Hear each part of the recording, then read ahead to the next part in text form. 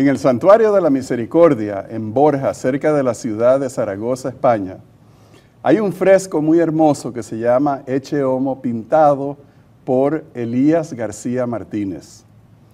Es un fresco que data del siglo XIX, pero que con el tiempo fue deteriorándose y fue perdiendo su pintura debido a la humedad y a las condiciones del clima.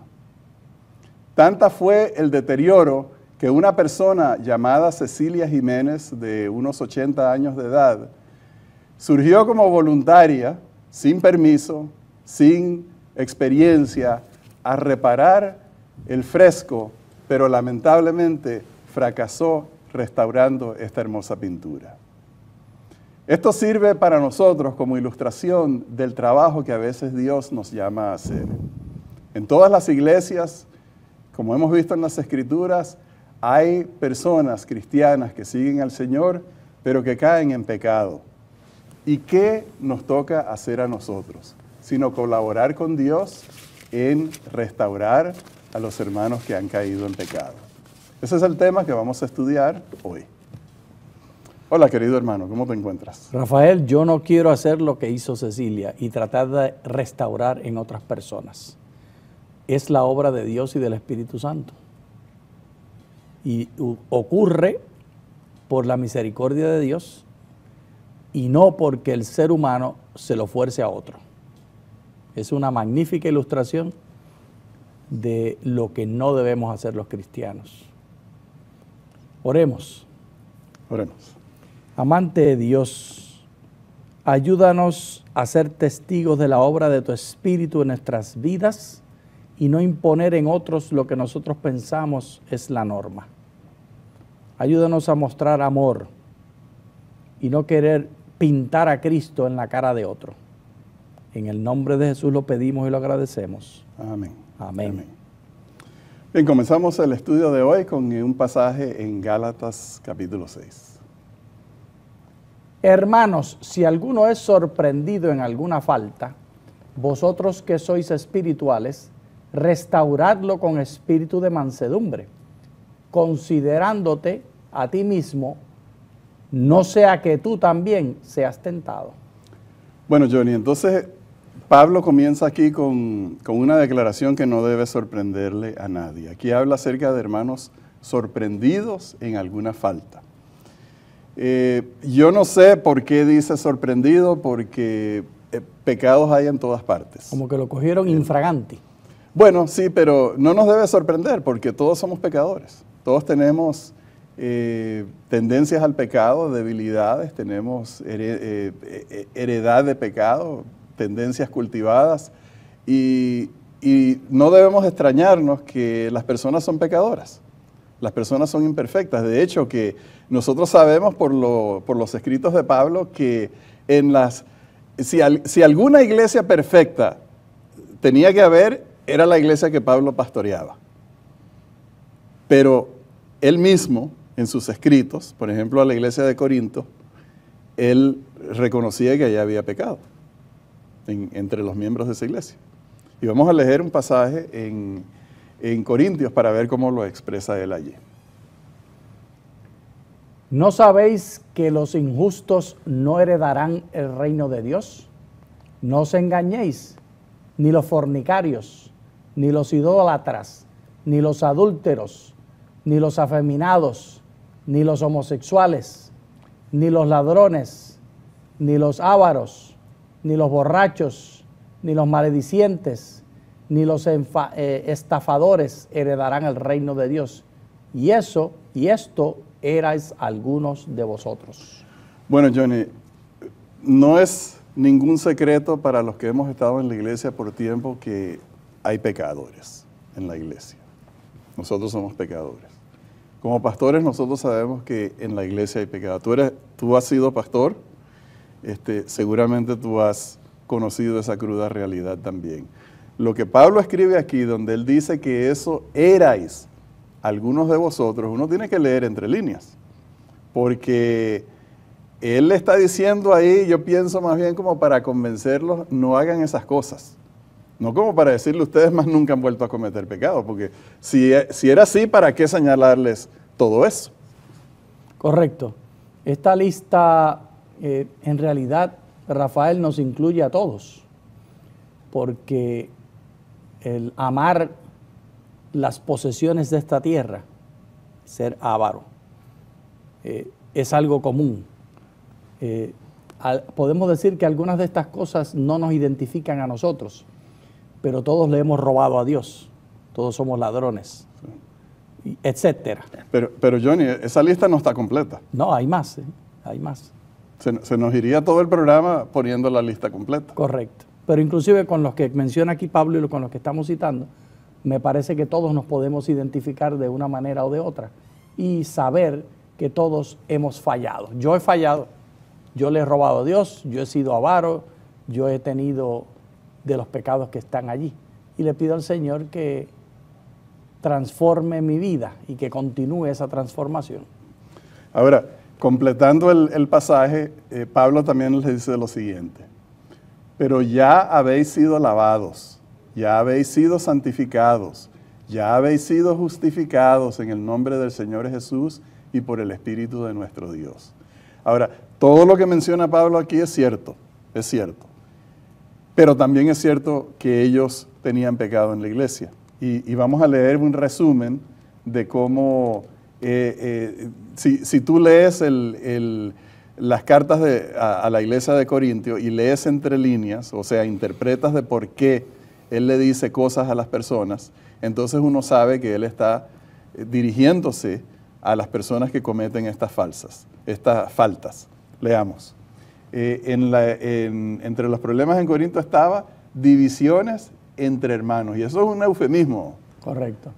Johnny, las divisiones entre hermanos no eran de palabras cordiales, porque entonces cuando una gente tiene una división y es cordial, uno prácticamente no dice nada. Ni se sabe. Pero cuando se están peleando, cuando se están separando... Que ya hay partidos en la iglesia, unos están a favor de Pedro y otros están a favor de María.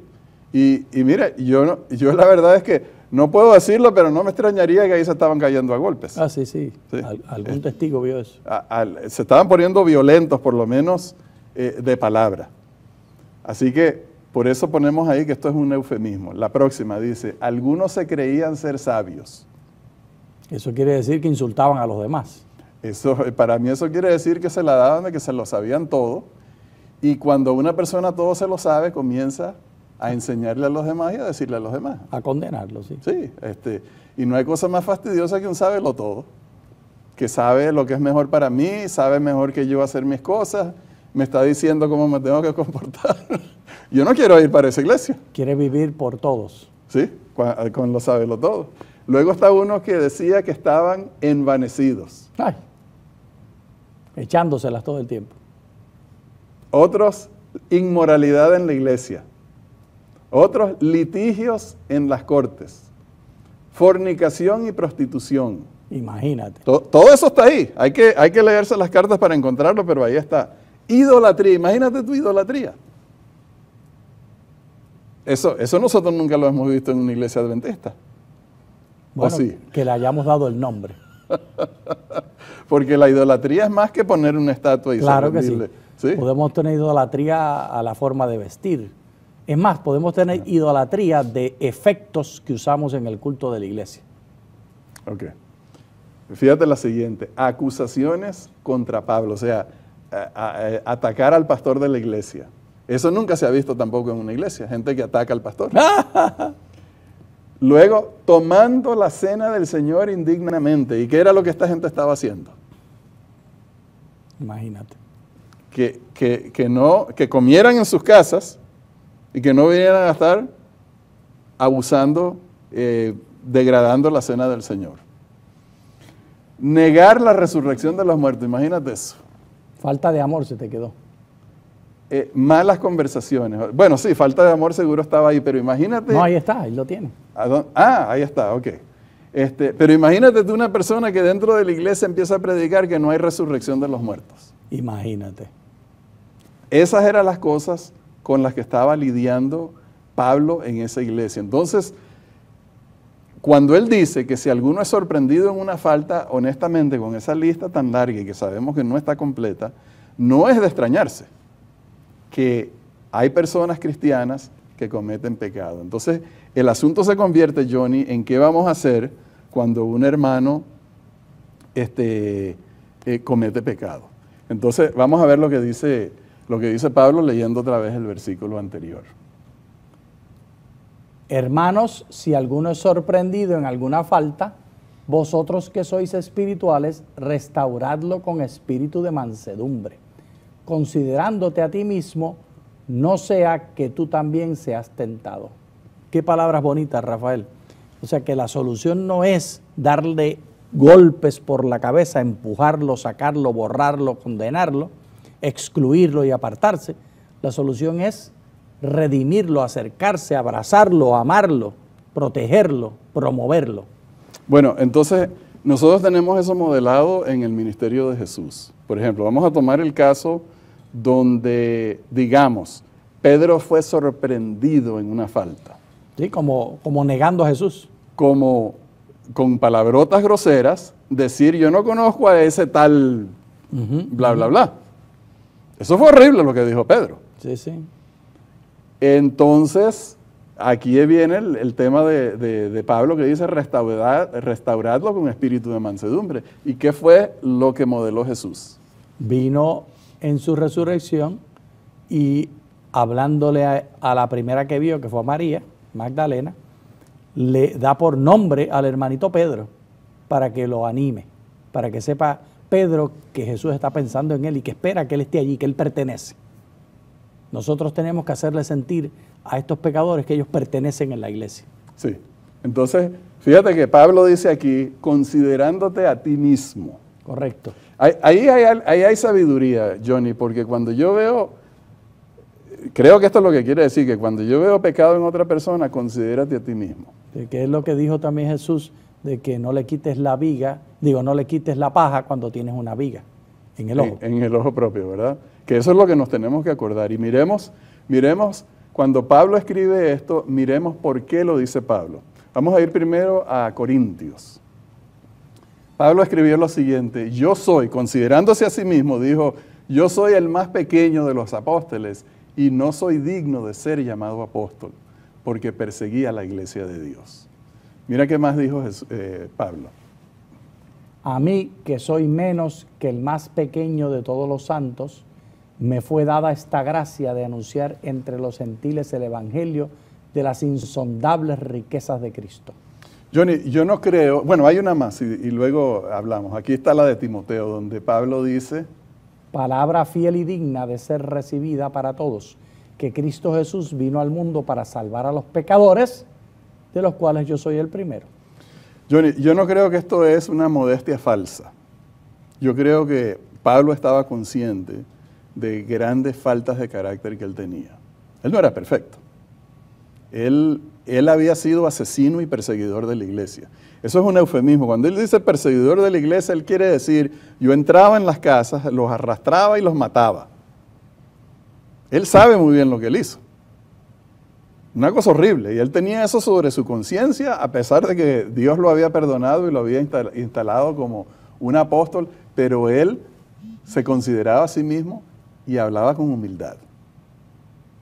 Que yo creo que eso es lo que Dios nos está diciendo a nosotros. Cuando si vamos a restaurar, como dice Pablo, restaurar a las personas, considérate a ti mismo primero. Así que primer paso, ser humilde con las personas. Vamos a ir al siguiente pasaje. Mis ovejas oyen mi voz y yo las conozco y me siguen. Yo les doy vida eterna y no perecerán jamás, ni nadie las arrebatará de mi mano. Entonces, Johnny, aquí hay un segundo punto muy importante.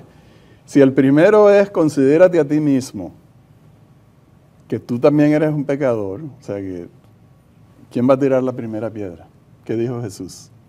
El que esté sin pecado. El que esté, bueno, considérate a ti mismo que tú no tienes por qué andarte tirando piedras a los demás. El segundo dice que estas personas que cometen pecado son ¿quiénes?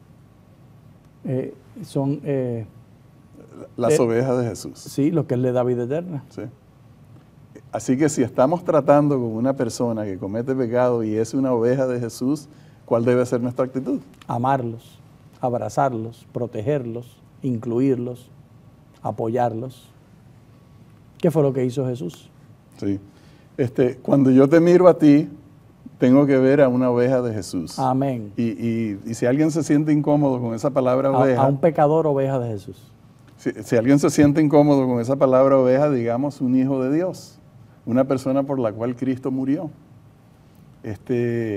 Entonces, consideremos cuál debe ser el trato con una persona que es hijo de Dios. Siguió diciendo Jesús, mi Padre que me las dio, mayor que todos es, y nadie las puede arrebatar de la mano de mi Padre. Amén. O sea que Jesús no visualizaba que el pecado les apartara, a menos que ellos quisieran ser apartados. Yo creo que tú tienes razón. Nadie me las puede arrebatar. Ellos solo se pueden salir, pero nadie las puede sacar.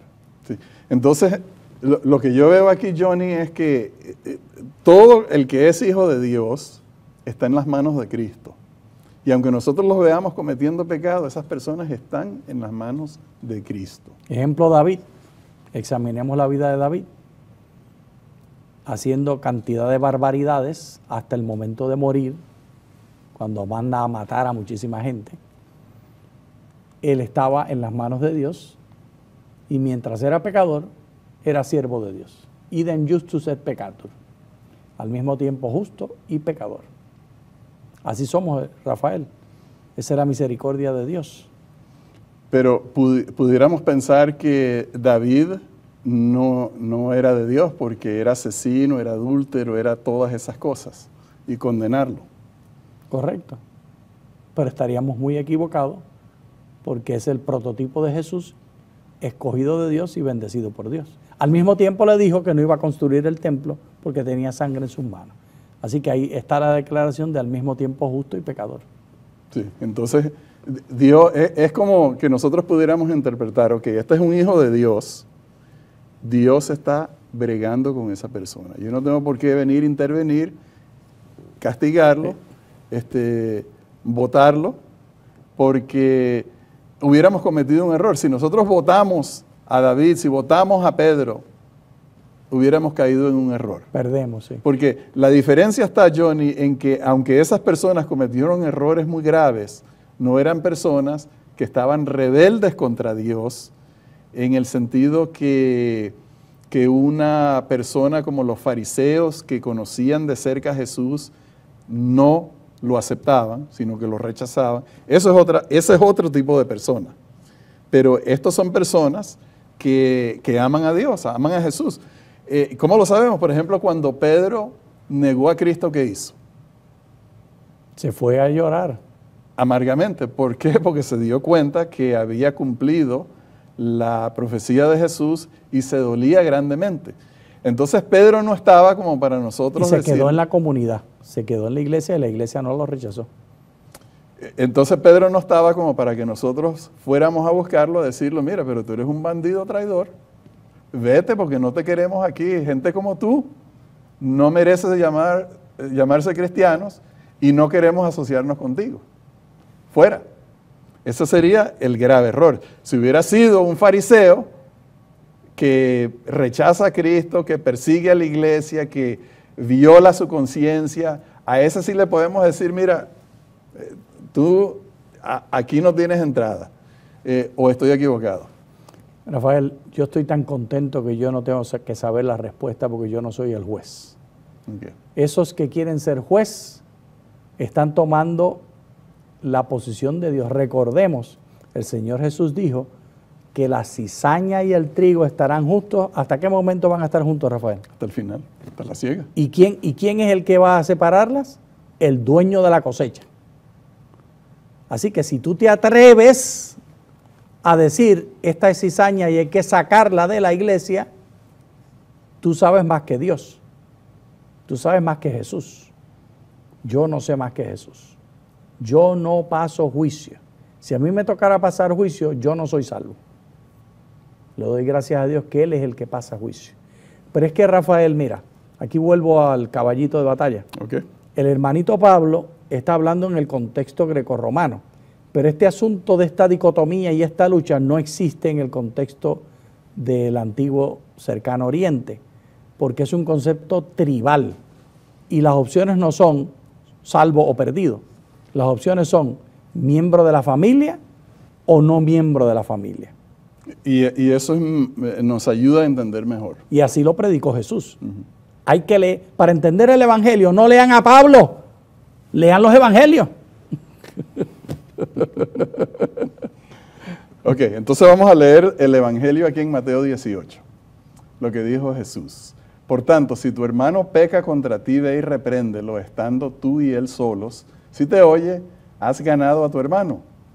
Pero si no te oye, toma aún contigo a uno o dos, para que en boca de 2 o 3 testigos conste toda palabra. Si no los oye a ellos, dilo a la iglesia, y si no oye a la iglesia, tenlo por gentil y publicano. Exacto. Entonces, nosotros hemos de entender que este proceso es un proceso muy comprometido. Si leemos el manual de iglesia de la Iglesia Adventista del Séptimo Día, a nadie se le borraría de la iglesia. Si cumplimos lo que dice el manual de iglesia, mira, tiene que estar 2 acusadores, venir a la junta de la iglesia, que venga el acusado y que los caree y que le dé oportunidad de defenderse y de preguntarle qué evidencia tienen. Y entonces llevar la recomendación al pleno de la iglesia, y entonces allí también tienen que venir los acusadores si el acusado quiere defenderse, y después se toma el voto. ¿Cuántas iglesias hacen eso? No se borra a nadie. Si usted sigue lo que dice allí, a nadie sacamos. Solamente aquel que entrega una carta diciendo, yo no quiero pertenecer. Bueno, pero fíjate tú que si hubieran hecho eso con Pedro, lo pudieron haber borrado de la iglesia. No, porque hubieran tenido, sí, si hubieran, exacto.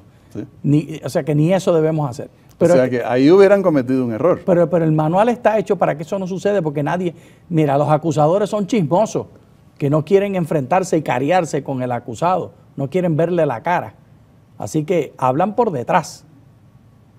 Ahora, aquí hay una declaración curiosa, Johnny, cuando dice Jesús, si no los oye a ellos, dilo a la iglesia, y si no oye a la iglesia, tenlo por gentil y publicano. Y eso pudiera parecer que es como Jesús diciendo, despreciemos a esas personas. Pero cuando nos ponemos a examinar cuál era la actitud de Jesús ante los gentiles y los publicanos, exacto, encontramos que Jesús era amigo de los gentiles, era amigo de los publicanos, era amigo de todos los pecadores, porque Él quería acercarse y salvar a todos los pecadores. En otras palabras, Él está diciendo, dales licencia.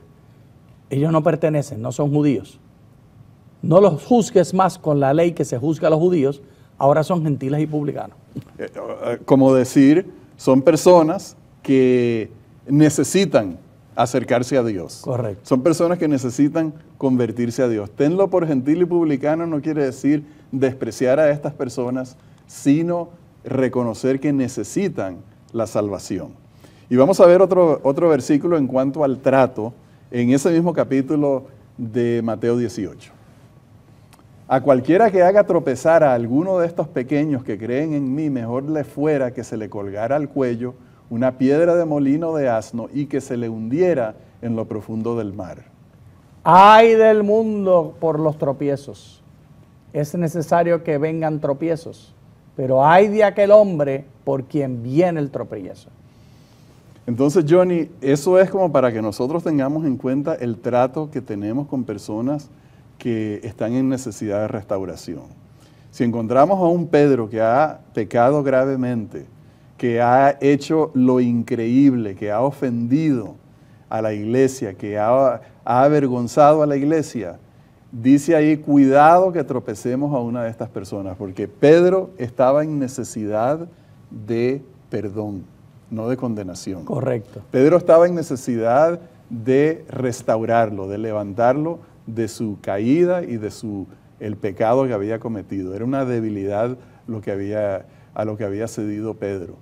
Cuidado si nosotros herimos a uno de esos creyentes de Jesús, hijos de Jesús. Y la conversación que tuvo final el Señor Jesús con Pedro, quien lo negó 3 veces le pide ¿qué cosa Jesús a Pedro? Que cuide los más débiles, que apaciente a los necesitados. En otras palabras, Jesús le está dando afirmación y diciéndole, tú que sabes lo que es apartarte de mí, cuida a aquellos para que no se aparten de mí, a los más débiles. La iglesia tiene que darle a los soldados heridos medicina, no patadas. ¿Cómo trata tu iglesia a los soldados heridos? ¿Cómo trata tu iglesia a los que están en conflicto? A los que están heridos por el diablo, sí, sí. Y ahora que tú mencionas a Pedro, vamos a leer cómo él dice que debemos de tratar a esas personas. Arriba, Pedro. El fin de todas las cosas se acerca. Sed pues sobrios y velad en oración. Y ante todo, tener entre vosotros ferviente amor, porque el amor cubrirá multitud de pecados. Y me pregunto yo, ¿cómo lo sabe Pedro? Él se lo aplicaron. Sí, Él conocía la medicina. Ahí fue que él entendió el amor de Cristo. Sí, y Jesús lo envía a amar. Ahí fue que él entendió la profundidad del perdón y la aceptación, la gracia. Y cuando él dice, tened entre vosotros ferviente amor, está hablando de lo que él experimentó y de lo que él quiere que nosotros reproduzcamos en nuestras vidas. Las personas que han pecado necesitan amor. Las personas que se han rebelado contra Dios, que han cometido errores, que han cometido falsas a voluntad, necesitan que nosotros cubramos sus faltas con amor, los atraigamos de nuevo a Dios, no los condenemos. Amén. Y leamos cómo lo pone Pablo en el versículo 2 y 3. Sobrellevad los unos las cargas de los otros y cumplid así la ley de Cristo. El que se cree ser algo, no siendo nada, a sí mismo se engaña. Johnny, aquí él lo pone como llevar las cargas, los unos, las cargas de los otros. Eso se pudiera entender en el sentido de que las personas que están en pecado lo saben y llevan una carga de culpabilidad. Nosotros debemos de ayudarlos a llevar esas cargas a Cristo, donde ellos pueden hallar descanso, alivio de los pecados que han cometido. No añadamos, ahí no dice añádanle encima, pónganle más culpabilidad, condénenlos, sino que amemos fervientemente, llevemos las cargas y cumplamos así la ley de Jesús, que es la ley del perdón, la ley de la aceptación, la ley del amor. Amén. Bien, apreciados hermanos, llegamos al final de otro estudio sobre el maravilloso Evangelio. Los agradecemos por acompañarnos y les deseamos grandes bendiciones de Dios. Muchas gracias.